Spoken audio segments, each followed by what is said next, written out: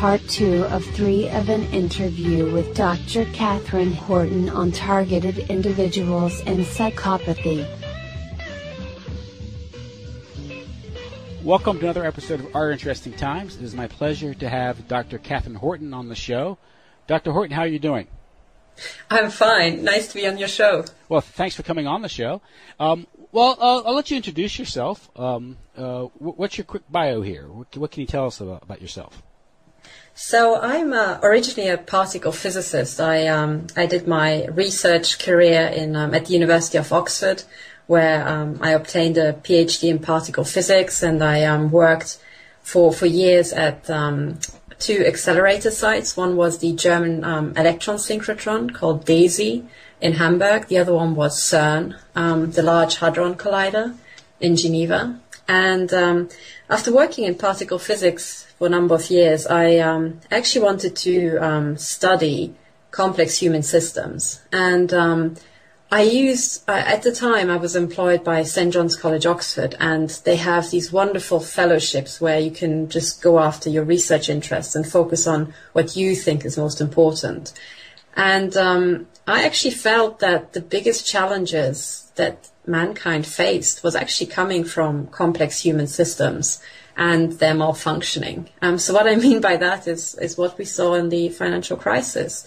So finance is a human system, and so is law and many other things that we take for granted. Economies are human systems, and we take them almost set in stone, but they are not. A lot of them are conventions, traditions, habits, and some systems are better than others.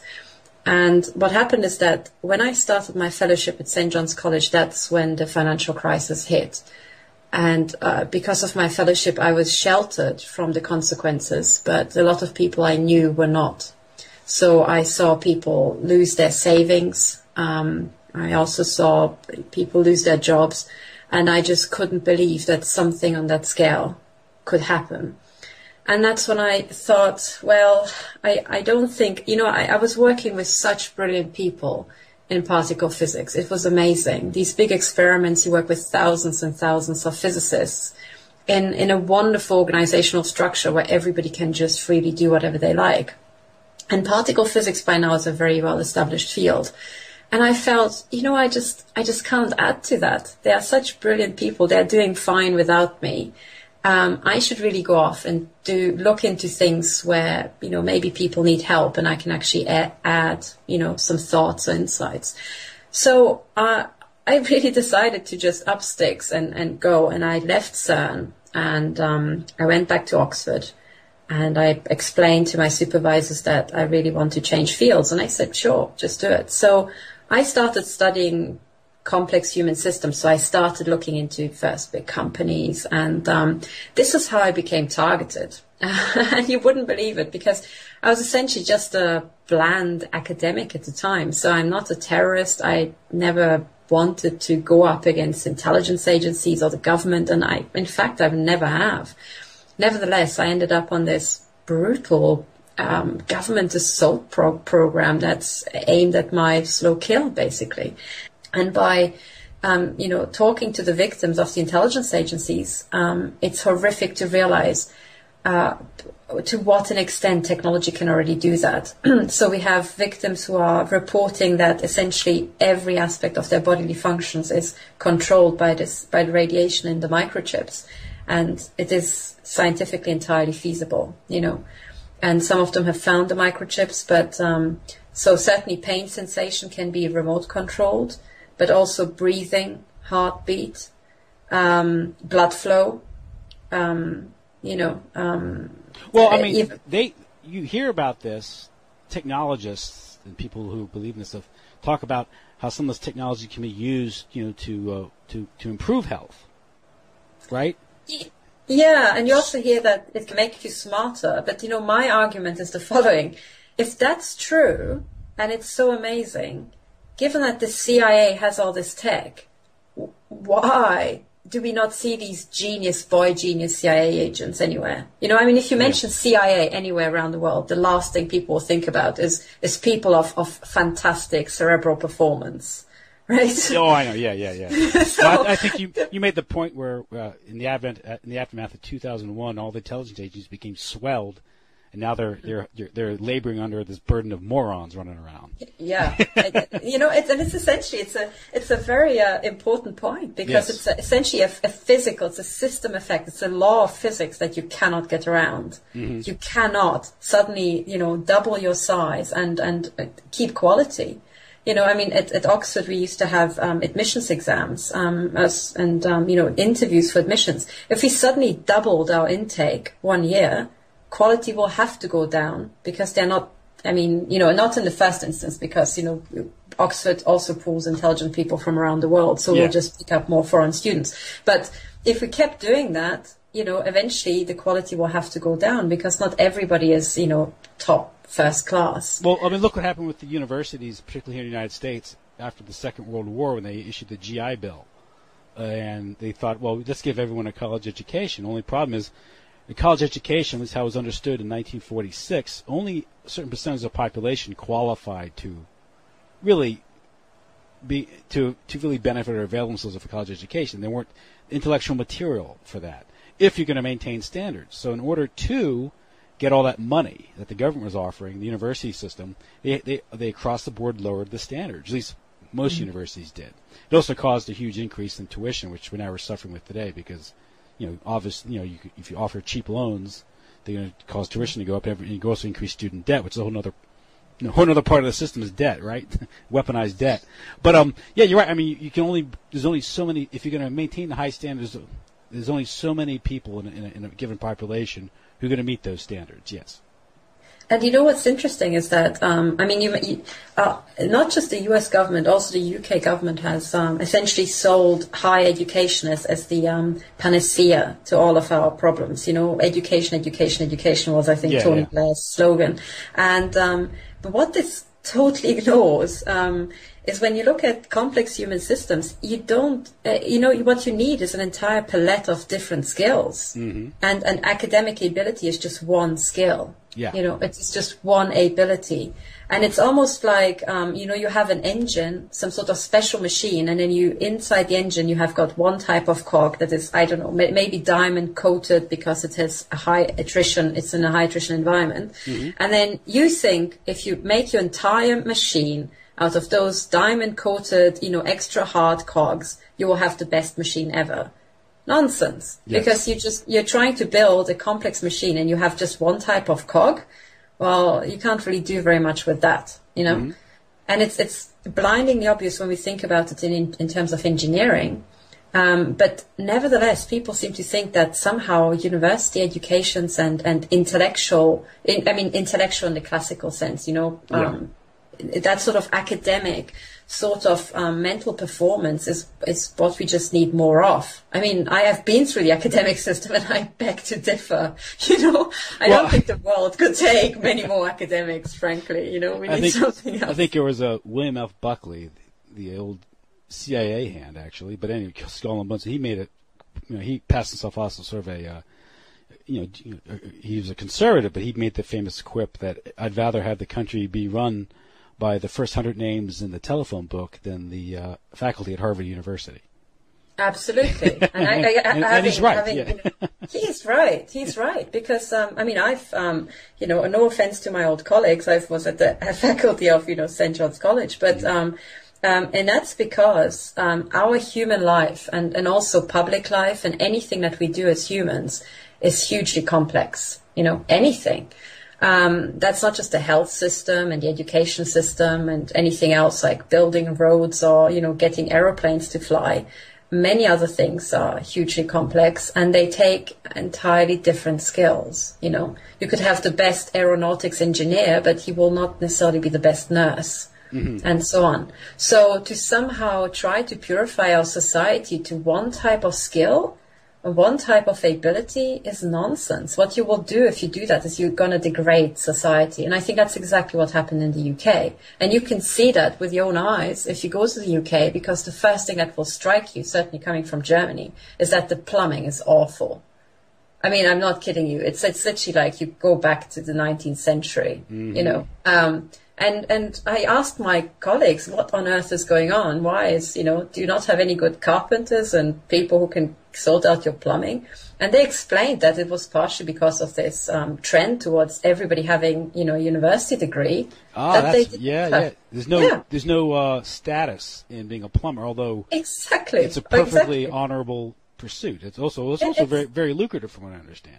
Yeah, it's very, and it's bloody needed, certainly in the UK. And what happened is that it's turned into a joke, into a cliche, that they imported plumbers from Poland, and carpenters from Poland. Yes, they did, because what their own people had were essentially degrees in horse studies and media studies, not being able to put a nail into the wall. And certain skills have to be maintained, like any art, or if there's a technique to this, and if that technique isn't supported through the economy, through a market, the skill will be lost. You'll exactly. lose. Good example is if you look at the housing market and how the Federal Reserve of the United States was largely responsible for the housing bubble, and a lot of that was a pump and dump scheme. But as a result, a lot of houses went up. It was just horribly built, the shoddy construction. And if you do that over time, all of a sudden now, it used to be that building a house, you were a master carpenter, you were a master builder. And now, with the way the market was, no one seemed to care about the quality home because you just would live in it for a few years, flip it, and move on. You would create a situation where those skills are no longer rewarded, and they become in short supply. And all of a sudden, you have a lot of construction that's ugly. It's a transient society now, so no one cares about where the house looks. It has to sell faster, so it has to be more uniform, so everything's boxy and the same. So this is how markets can really degrade if you distort a market in a certain way, and short-term profit becomes your primary objective. How just aesthetics and quality are the first thing that suffer from that, and you see it everywhere. You see it everywhere. Exactly. And in a sense, I'm now at the stage where, and you put it so well, exactly this. This is almost like, it should be turned into, I think you just came up with a law of systems analysis, for human systems. As soon as, how did you put it? Quality and beauty suffer. Aesthetics and exactly aesthetics. Yes. Aesthetics and quality. I should really. I have to write it down after listening to you, because you're right. I think you can invert this and say, as soon as aesthetics and quality suffer, you already have proof that essentially your system is being pulled away from maximum efficiency. There's some sort of effect that pulls it away from its natural optimum. Yeah. And typically it's some form of capture in human systems. So someone at the top is trying to execute a business plan, capturing the entire system for their own profit. But in a normal system, that shouldn't happen. Normally people don't like to move house. They don't like to just live somewhere and then flip it and move on. Yeah. There seems to be some sort of external pressure, and most people don't like to live in shoddy homes. Yeah. And also they're engaged in a line of work which isn't really productive. Maybe they're engaged in finance, which is really just some form of alchemy, which is a con. Yeah, it's fraud. I think it's a professional fraud. Professional fraud. But people internalize this because they don't question things like usury anymore. It's part of the system. They don't question the ethics that the type of system promotes. This goes back to sort of the Whig British system, the Newtonian model of economics, which said that economics really is a matter of physics. It's not a question of morality. It used to be that economics was a subset of morality, but when the Newtonian revolution occurred in the 17th century in England, and this is all goes back to the Reformation and some of that, but morality became a subset of economics. And I think that's when you're talking about psychopathic systems, and what you're dealing with here is this is the rationale, the systematic rationale to what you're dealing with today. These people, where do these psychopaths come from? Where do these systems come from? Where do you get this sort of this institutional or systematic or collective psychopathy? It's because everyone has internalized this way of thinking. Yes. That's another really good point you just made, because I think you're absolutely right. I wasn't aware of this, that they actually try to use physics to justify this. But I think you might be right, because I have seen documents. I don't know which of these, leaked documents it is, where they were trying to use models from physics to try to justify why everybody has to have, I don't know, why everybody has to be essentially controlled and boxed into sort of career. Yeah, and you know what? Actually, as a physicist, maybe I should make it my goal to debunk it, because it's a total misunderstanding of complex human systems to even claim that based on physics. Mm-hmm. And the reason for that is exactly what I outlined, to do with the cogs. So, I've noticed that a lot of the companies are essentially run like the first factories in the Industrial Revolution. They have the same sort of parameters. You measure performance like you would measure performance in maybe a production line.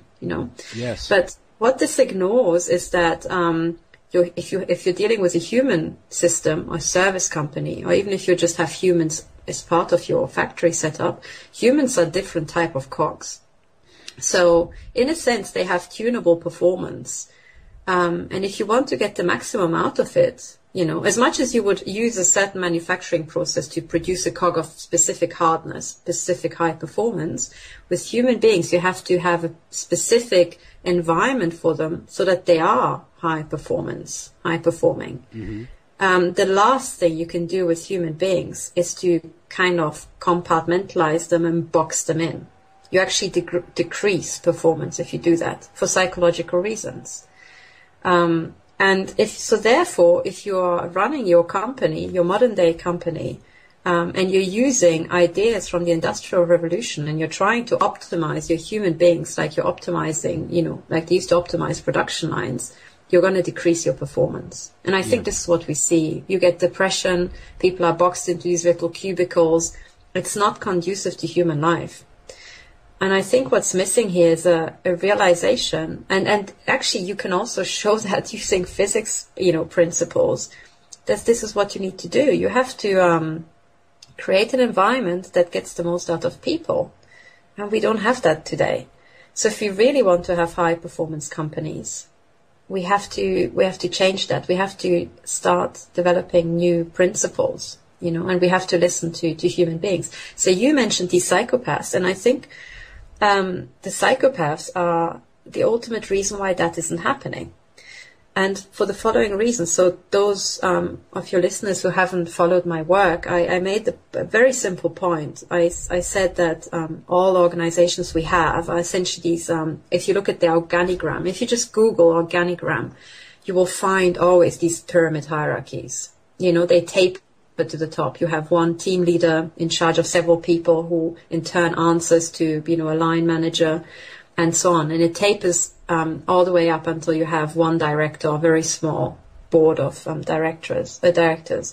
And if you have this sort of structure, and you just add in one single fact about human beings, which is that 1% are psychopaths, what you essentially will have eventually, if this company or this structure exists for long enough, is an accumulation of psychopaths at the top. For the simple reason that psychopaths have a competitive advantage when they rise to the top, which is their ruthlessness. They don't care about other people's feelings. They also risk takers. So they will just stab people in the back to get to the top. And they also have this innate need for power and control. And if you have these two components, then it's pretty clear that our biggest and our oldest organizations will have psychopaths at the top, and not just one, but a pretty thick layer of psychopaths, who will then in turn have a psychopathic culture that will color the entire organization.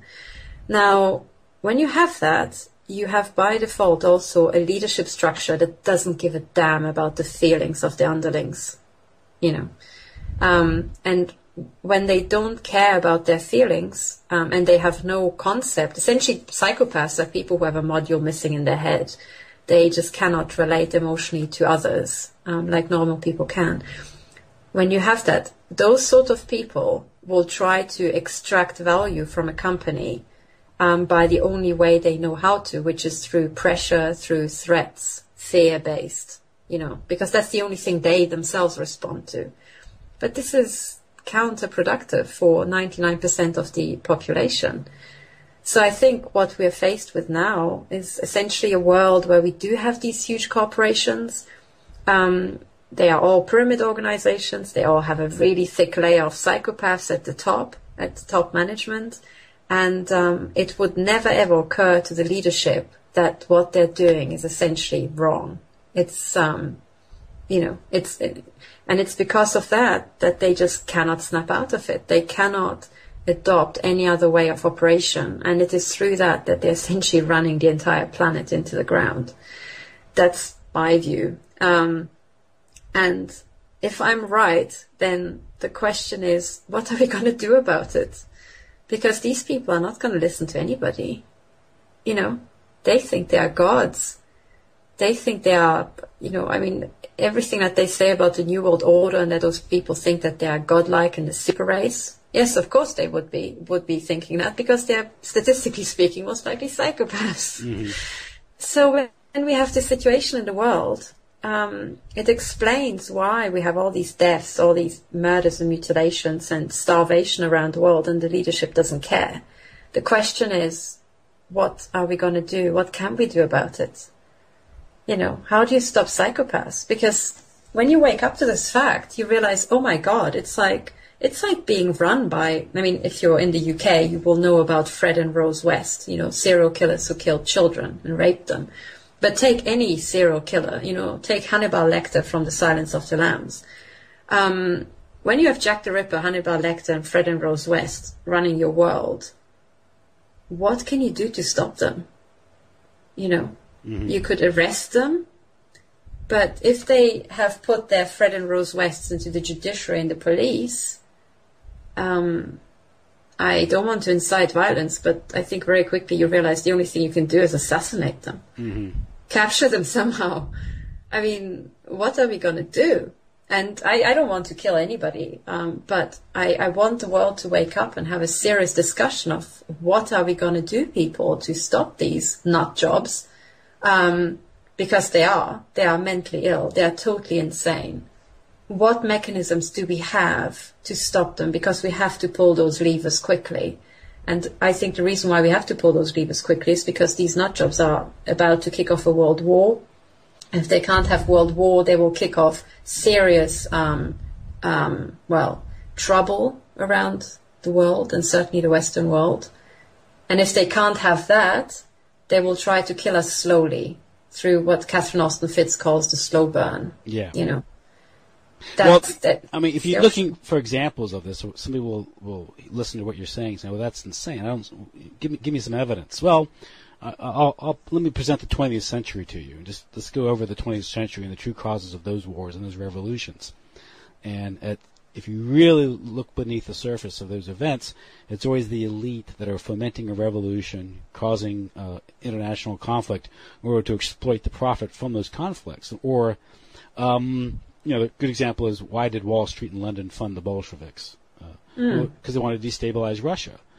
And they didn't care how much suffering happened afterwards. In fact, maybe they look forward to it. Maybe there was another objective there, which was genocide, population control. 60 million people died in World War II.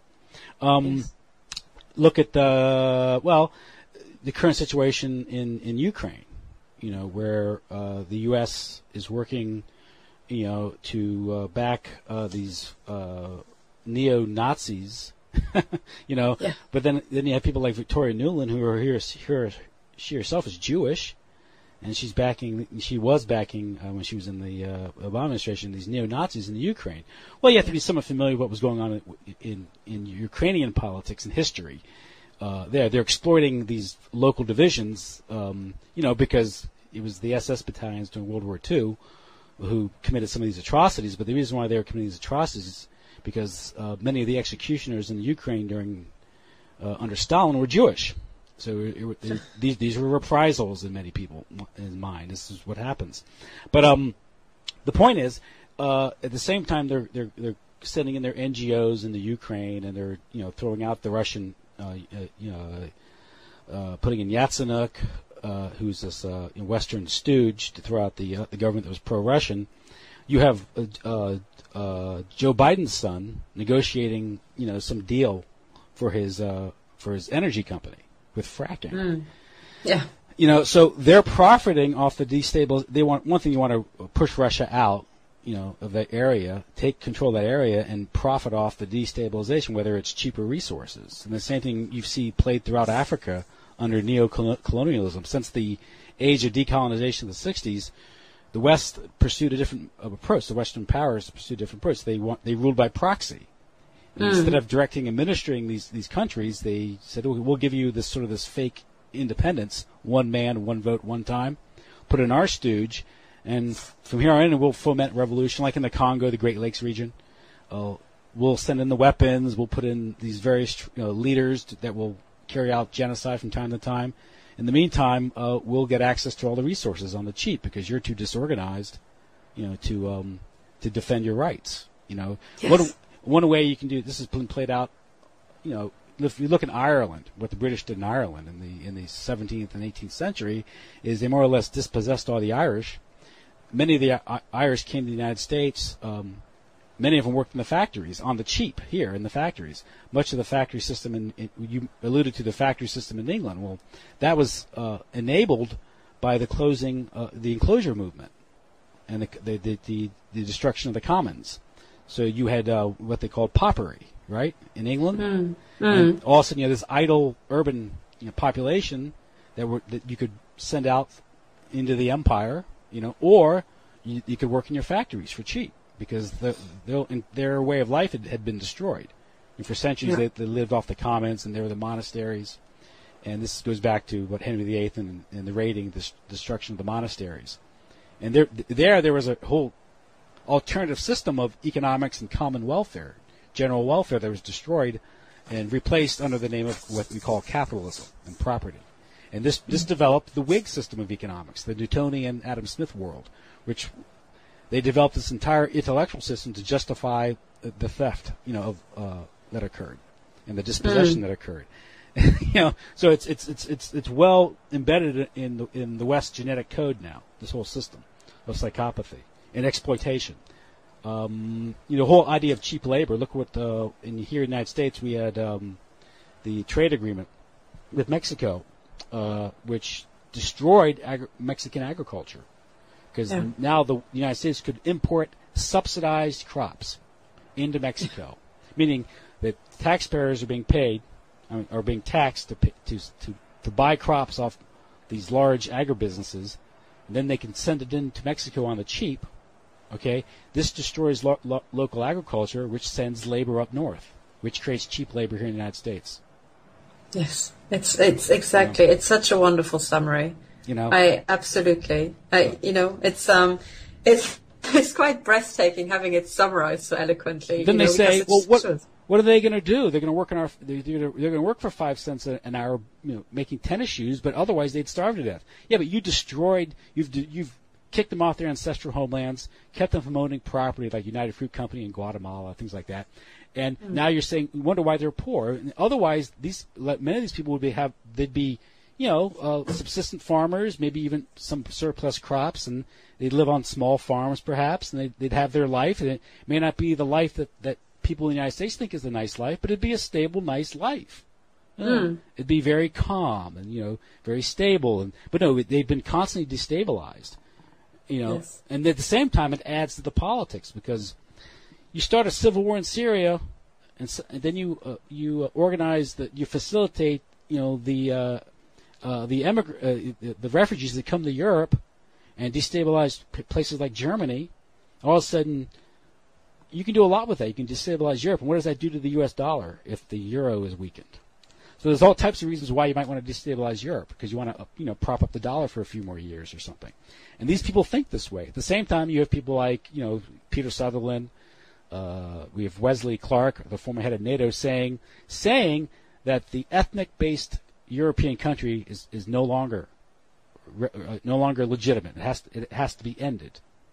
I think at that point, that man has to be court-martialed and just shot in the head. Well, who is he to say that? Yes, who is he to say that? And literally, you know what? I think if we look at history, maybe we should look at how many times people were just hung, drawn, and quartered for treason. Because I think treason has gone out of fashion in the judicial system. Seriously. Yeah. There's a reason why every single country has, the offense of treason. Because people will always develop business plans to just steal from everybody else. Yeah, and here's a good case study, Wesley Clark, how these people profit off human misery. He oversaw the assault on Yugoslavia in the 1990s, Serbia, the war. Now, that country was systematically taken apart by NATO and the United States. It was taken apart. Congress even passed an aid bill that made foreign aid contingent on the states of Yugoslavia seceding from Serbia. So this was foreign intervention in the domestic politics of this country. However, whether it would have stayed together after Tito for a long time, I don't know. But the point is, it was taken apart. But as head of NATO, he oversaw the bombing campaign in the late 1990s. He is now, I think, a member of a board of a company which is now profiting off I think it's the rare metals or something, the minerals in Yugoslavia. And Madeleine Albright is a CEO or on the board of a company which is negotiating the privatization of I think it's Serbia's telecommunications industry.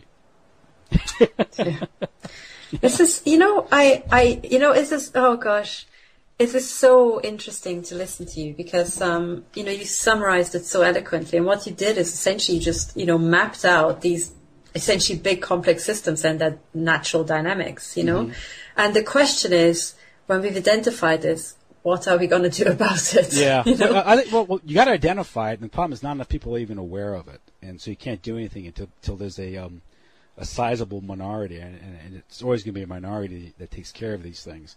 To take care of this, you need an irate minority, but it needs to be talked about because it is a business model. If you go into a country, okay, and you create a civil war or you get another country to invade that country and all that, you start a war, all of a sudden that country, because now it is now weak and collapsed, you can go in, you can exploit the people, whether it's labor, you have human trafficking, sex trafficking, usually with girls and children, okay? Men become drug dealers and arms traffickers, okay?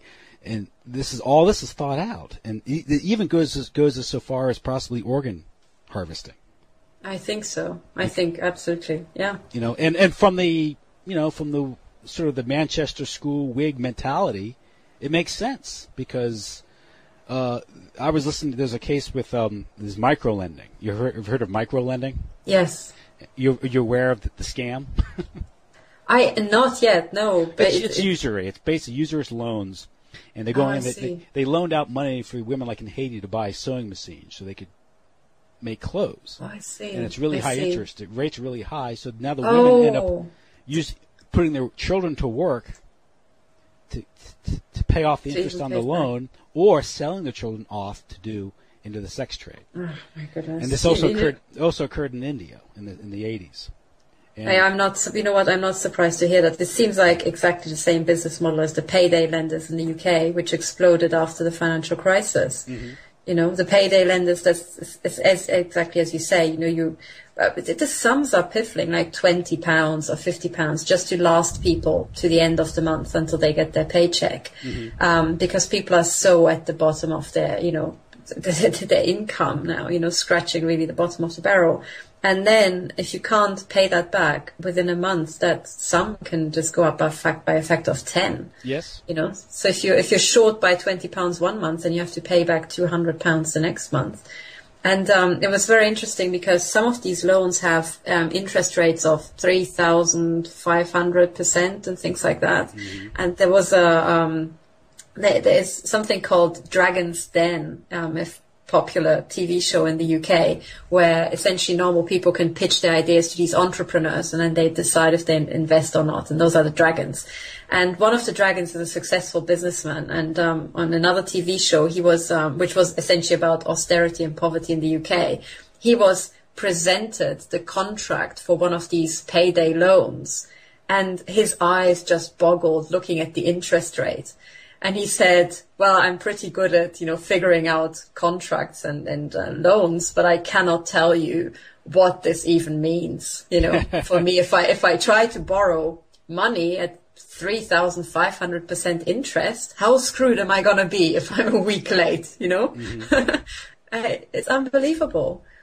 So this is another example of a system that's hostile to life. And you're right, it's designed to be, you know, and there are all these horrific examples around the world. And sometimes what I noticed is that they seem to be guinea pigging business plans, particularly ruthless business plans abroad. For example, you know, I think these microcredits might be one of them. Yeah. And then a couple of years later, they execute them also in the Western world, you know, when they honed it.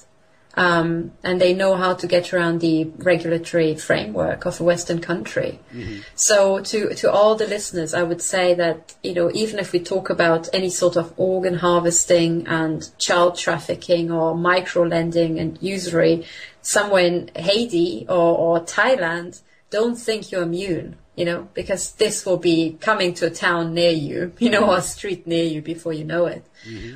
And, I mean, now I'm in a situation where I am literally in a concentration camp. You know, I'm being shot to pieces by a psychopathic system that has lost any sort of sense or purpose.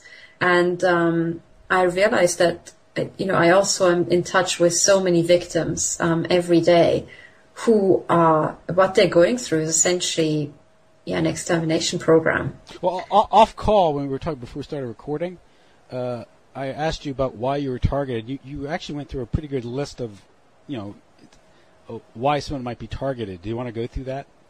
Yeah, so for anybody who doesn't know about this, so we started talking about my targeting, which was just stalking and the classic surveillance work that the intelligence agencies do. And we talked about the blacklists. And what many people don't know is that once you're on a blacklist, you're put through a program.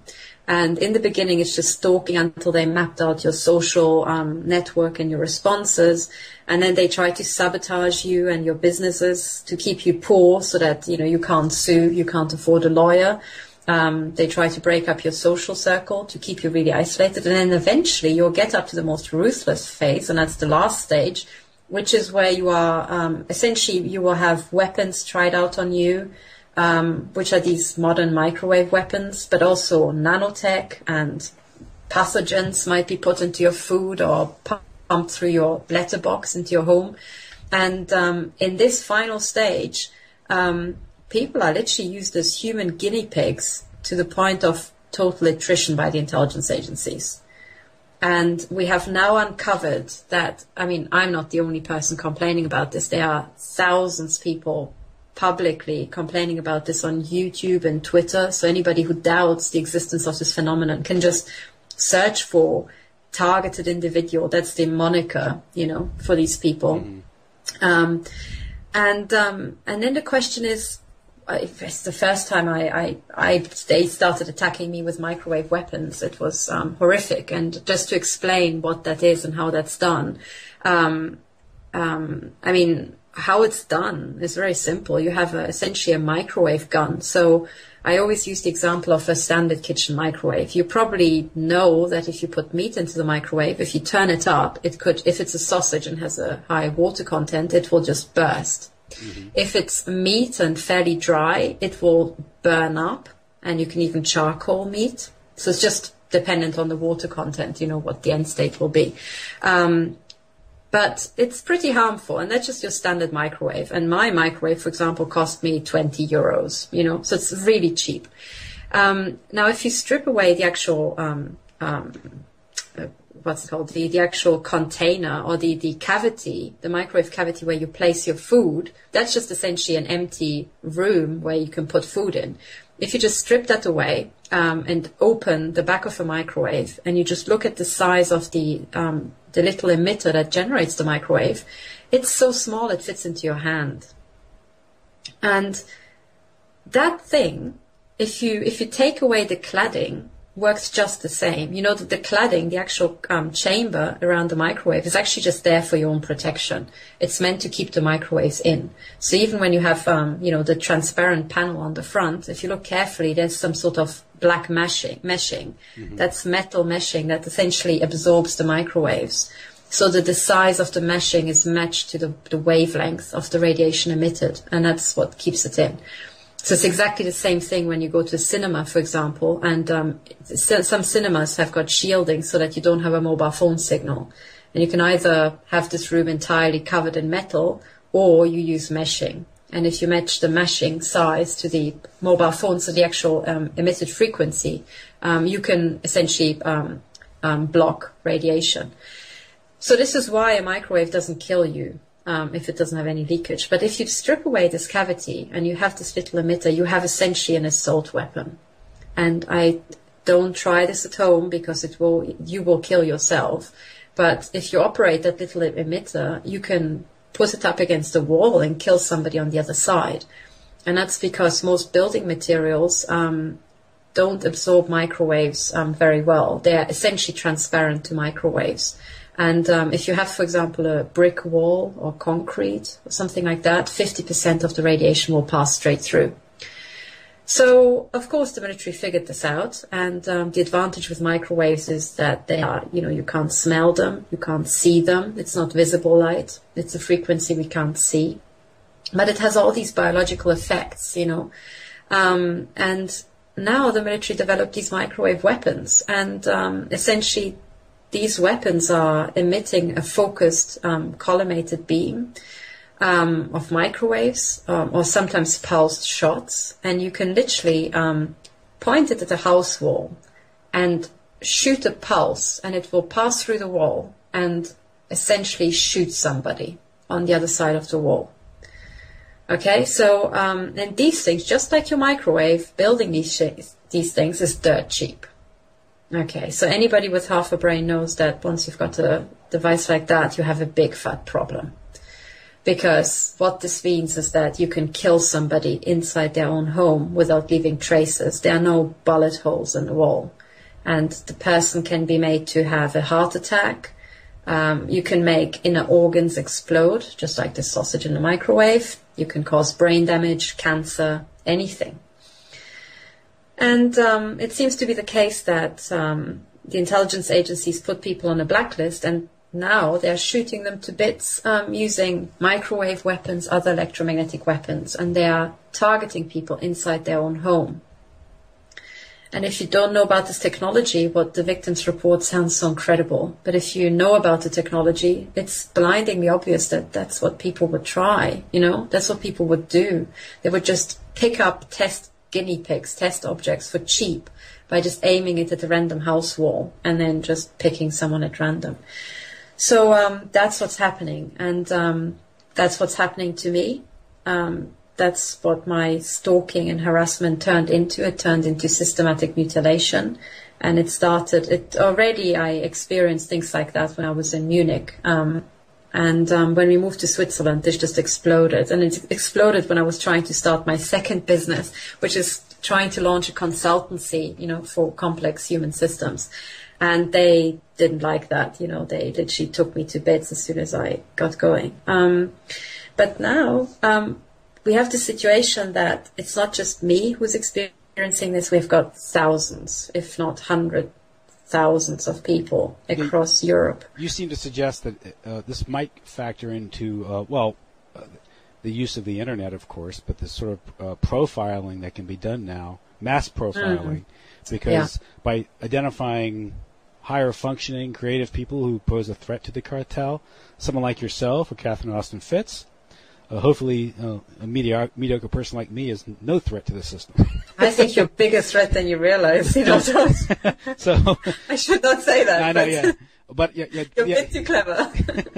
But but you could also be random, because we'll see if this works. Let's see if we can find a guinea pig. So it's like person over there, and we have to keep doing it. See if we can. How do they respond to gradual torture? How do they respond? Would they just die of a heart attack? So it can be completely random, or you could cut someone off in traffic one day, and that person might know somebody who can make your life miserable, or you might have an ex-boyfriend, ex-girlfriend who knows somebody. Exactly. And it's just, and if that's how these systems operate, because often when you have these these secretive or these cryptocracies or intelligence agencies or law enforcement agencies that have no accountability, or they have broad powers now to keep us safe, this type of abuse happens. Because just say you're you're in this agency and you covet someone's wife or someone's girlfriend, and you want to get rid of her boyfriend or rid of her husband. What do? Yeah, exactly. That's old. That's old. That's been going on, for whenever. Yeah. Or if you have a girlfriend who wronged you, you think wronged you, or broke up with you because you're a psychopath. Uh-oh. Exactly. This. And this is exactly what actually happens. But what's interesting is that when you think about it, you realize, as soon as you have these sort of weapons, of course it's going to start happening, right? Mm-hmm. And that's what will first start happen. So people at first think, okay, I'll just get rid of the people I hate the most in my life. And that will start happening. And then after a while, people think, hang on, can I think of a way to make money with this? And then they will come up with creative business plans. So that's when they will get rid of business competitors, or they will try to give people cancer at certain times, And if you actually look at current events, you have sometimes incidences where political leaders develop very viral cancer, just, timed perfectly, Exactly. And, but then as time goes on, the business plans will become bigger and bigger and bigger, They will use established methods, they will get away with it. And to answer your question of, why did I get on this list? I have no idea. I mean, there's many reasons as long as my arm, It could be because I tried something creative, because I went up against the cartel's wishes by trying to make people independent and healthy and wealthy. And so on and so on. I could have also been picked randomly. There was also a sexual element in my stalking and harassment. So these old guys seem to actually get off on this. And I might have been trafficked. So there's a huge business whereby victims are essentially trafficked for the pleasure of sadistic and psychopathic men, who can then use victims on these blacklists and essentially watch them being mutilated to death. Oh, so like a snuff film. Yeah, exactly. Like a really snuff movie where you can be your own director. You can direct what's being done to the person. So there's certainly evidence for that happening. But then, if you think about it in terms of systems analysis, you think, hang on, at some point there must be also really big business plans. So what can we do with this sort of system? And that's when you start thinking, hang on, we could have a big decentralized weapon system using these microwave weapons. And that's exactly what Eric Karlstrom identified, And then you can go one level up, and then you can think, hang on, can I use this sort of weapon system to maybe destabilize entire countries or maybe entire continents? And can I do it such that the people I'm about to screw don't notice it, And the answer is yes. And that's essentially what you were referring to. That's what I pointed out in an article recently, that in my view, having now listened to many, many victims and having tried to map this out, I think what I'm seeing is exactly what Catherine Austin Fitts saw. She saw that these drugs, they were not there by accident. You first start off analyzing drugs and you think, of course, people turn to drugs when the financial system turns down. They get depressed, so they want to anesthetize, they'll turn to drugs. And then you see more and more of these cases. Then you realize it's an entire community. Then you see more and more communities. And at some point you realize, oh my God, this is a really big business plan here, Mm-hmm. And if we're wondering of what could this business plan be, right now, I would say that this is now an actual controlled demolition of our Western societies. And you mentioned, for example, these big databases. And we now know that all our information is being pooled, our social media data, our emails, our bank information, our health information, it's all being pooled in big databases. But if you collate all that data, what you can do using, and this is essentially using modern software, big database analysis tools, what you can do is map out an entire society and identify who the really key people are in a society. And this knowledge can then be used to implode a society in a way that no one notices. And I think this is right now what's happening. And you need essentially these complex databases and complex software tools for that, because only when you really have all this information can you do proper analysis and spot the key people. For example, to give you an example, when you have a normal company, most company bosses do not know who their best employees are. They don't know who their most useful employees are. And that's because they're stuck in this pyramid hierarchy. And if you ever worked at a big company, you probably came across situations where someone else got the promotion and the most useful guy in the office was just left out. Mm-hmm. And that's because the boss cannot see who the most useful person is. However, if you now look at all the company emails that are bounced around, useful people get approached by their colleagues a lot more because everybody runs to them for help. So as soon as you analyze a company and you look, for example, at email traffic, you'll realize that email flow seems to be going to key people. If you wanted to destabilize a company because you're a business competitor, what you could do is then identify the person who is most useful in your competitor's company. If you had access to all the emails, say, because your friends were in Intel, you could look at all the emails, identify their prize employee that's maybe not even known to the head of the company, and give them cancer or make them die in a car accident. Now, that's just a company. The point is you can do the same thing for an entire country. And, the head of a business, most of the time, sometimes people get the sack and they're the most useful person in the company. And then the boss is surprised that the share price drops or that his company tanks, because he didn't know how useful this person was. The same thing happens, or even more so, happens on a country level. If now a foreign power or foreign entity, maybe not even a nation state, but let's say some sort of global cartel, wanted to really implode an entire nation, they could do the same thing using these big databases and all the information about us. They could silently identify who the really, actually, genuinely useful people are in a society. Who are the people who are really the important cogs? And that's not always the people at the top. Those are not celebrities. Those are not politicians. There are sometimes really quiet people who just work very hard, or they are very outspoken. They have a voice that people just resonate with naturally, a way of speaking that their voice really carries. And you can see that if you analyze these big data sets. But unless somebody knows that person, they might not even know their real importance within the system. So now I have, come across the system where I'm being targeted. I have discovered that thousands and thousands of people across the Western world are being targeted. And when you try to spot a pattern, why are these people targeted? It's not so easy. Some are whistleblowers. Some seem to be, sexual interests of somebody in the intelligence agency or someone connected to that. Other people have been picked at random, But then if you use systems analysis, you think, hang on, there's this really big business plan. If you wanted to really do pretty much what, as you mentioned, for example, London and the US trying to implode Russia, or bankers trying to implode Russia to asset strip Russia, say. And, the Second World War was also a form of asset stripping. That business plan was already known at the time. So, for example, the Gestapo, when they, asset stripped Poland or, went into Poland, they identified the intellectuals ahead of time. So by the time the war kicked off, they had already killed them off.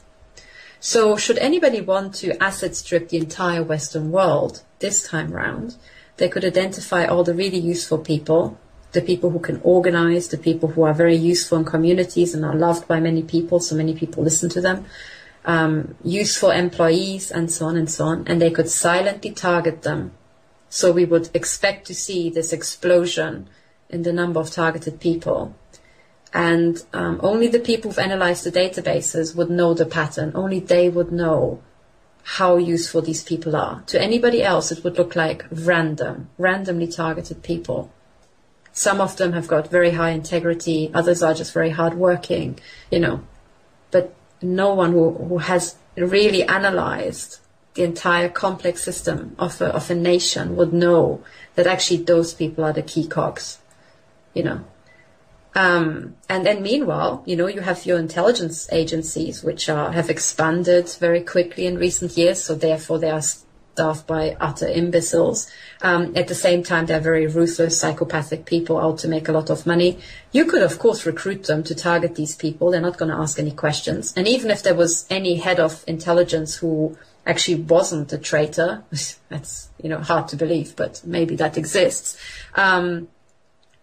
He might not even spot that this is what's being done. He might be told that, well, you know, we're just trying out new weapons and nanotechnology, and we need some guinea pigs, as you know. But it's for the benefit of your country. It's for your national security. And this is how you can actually pass it off and get even dedicated heads of intelligence, even the people who are dedicated to national security. You can make them buy this. You can make them buy their own demise. Well, that's what we do. I mean, a good example is, you know, the people that actually, you know, buy drugs. Yeah. They're paying for the people who think they're rebelling against the system by using drugs. Actually, you don't realize, Exactly. you know, you're funding the system, the heroin and these things. That's the CIA's doing that. All the people who were taking heroin in Berlin in the 70s were funding a CIA operation. The good, a more benign example of that would be just, using platforms like Facebook. The fact that, well over 90% of all purchases now are done digitally through credit cards or debit cards. So all these transactions are immediately monitored, processed, sold off to big data, and used for intelligence and/or same thing marketing. Through big data, through this huge thing, all this information is now being absorbed and being sent out to, Bluffdale, Iowa or something where that NSA place is. The Pentagon, places like the Pentagon or NSA, they can game the entire world. You know, they can more or less apply game theory or modeling. They can model the world, create a false model of the world, and through all this data, predict activity, predict behavior, and you can get predictive. You know, you can get the idea of Philip K. Dick's novel, or Future Crime, where you can predict who's going to commit a crime and who isn't, and all that. But the big purpose, the big function here is being able to know everyone's preference, lifestyle, predilections, thoughts, just through some sort of complex algorithmic study of all this data. It isn't like you have analysts at handling each person, case officer. No, it's all done digitally, but should someone present themselves to be a problem, then you can get their file and then act upon it. So we're all being recorded now. All your phone messages, all your emails, everything's being recorded, and no one does anything about it, even despite the fact that it's all illegal. At least it's illegal here in the United States. It violates the Fourth Amendment, but our government has never followed its own constitution. Parchment promises are worth the paper they're written on, because no one's ever prosecuted. And I think that's a telltale sign, because as soon as you have a government with a constitution, and the government doesn't follow the constitution, what this means is that the government is already in deep capture. Yes. So, that's a term, deep capture. Can you explain that? Yeah. So, in a sense, if we start with capture, what is capture? The definition I like is the most, because it's the most neutral and easiest to understand, is if you have a human system, let's say a company. If the company, let's say an employee is corrupt, then he will not do what he's meant to be doing, but he will try to get his personal benefit. So what he will do is capture that part of the organization that he has control over. Maybe he will divert money, maybe he will just, try to get a personal benefit, or maybe if he's just lazy, he will be captured by his own laziness and just not do the work, whatever it is. So capture in its broadest definition is just a part of an organization that is not behaving as it should do based on what it says on the tin,